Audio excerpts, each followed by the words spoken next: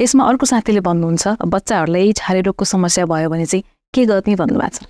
हजुर, अब जस्तो छारे रोगले तपाईको उमेर भन्दैन। हजुर। सो बच्चाहरूमा पनि छारे रोग चाहिँ धेरै कमन हुन्छ, धेरै बच्चाहरूलाई हुन्छ। बच्चाहरूमा हुने एक किसिमको स्पेशल खालको छारे रोग हुन्छ जसलाई हामी फेब्राइल सिजर भन्छौँ।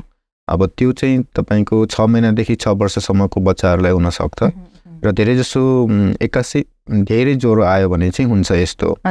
र बच्चाहरूमा चाहिँ छारे रोग भयो भने अरू हामीले जन्मजात कुनै अरू समस्या हो कि अब कहिलेकाहीँ दिमागमा ट्युमरहरू पलाउन सक्छ, दिमागमा चाहिँ तपाईको इन्फेक्सन सङ्क्रमणहरू भएर पनि हुन सक्छ, अथवा जन्मजात चाहिँ तपाईको रगतको नसा गुच्मोतिर बसेको जसलाई हामी आर्टरी भेनस म्यालफर्मेसन भन्छौँ त्यो पनि हुन सक्छ। सो एक्ज्याक्टली के कारणले यस्तो भएको भनेर पत्ता लगाउनु चाहिँ जरुरी हुन्छ। र भएको अवस्थामा चाहिँ मुख्य कुरा भनेको चाहिँ एक नम्बरमा चाहिँ तपाईको भएको बेलामा बच्चालाई सुरक्षित ठाउँमा राख्नु, सुरक्षित ठाउँमा लैजानु हो, जस्तो आगो, पानी, अनि त्यसपछि अब बत्तीको टच भएको छ भने त्यसबाट बचाउनु हो। अनि त्यसपछि चाहिँ कति समयमा सुरु भएको हामी टाइमिङ भन्छौँ, त्यो चाहिँ इम्पोर्टेन्ट हुन्छ। त्यसको कारण चाहिँ के हो भने जस्तो सुकै सिजर पनि युजुअली चाहिँ 5 मिनटभन्दा कम हुन्छ, 1-2 मिनट भएपछि बन्द भइहाल्छ आफै नै। यदि 5 मिनटभन्दा बढी छ भने चाहिँ तुरन्तै हस्पिटल लैजानुपर्छ। सो त्यसले गर्दाखेरि कति टाइम सुरु भएको भनेर त्यो याद गर्नुपर्छ।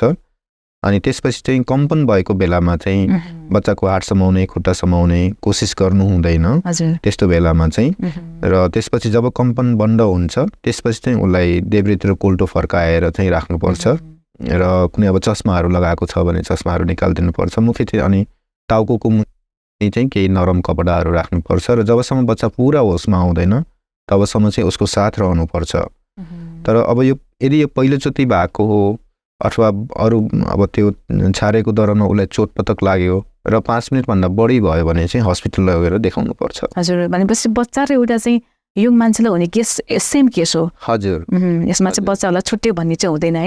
सबै प्रिभेन्सनहरू चाहिँ अपनाउनु पर्यो जुन ठुलो मान्छेको लागि चाहिँ अपनाइन्छ हैन।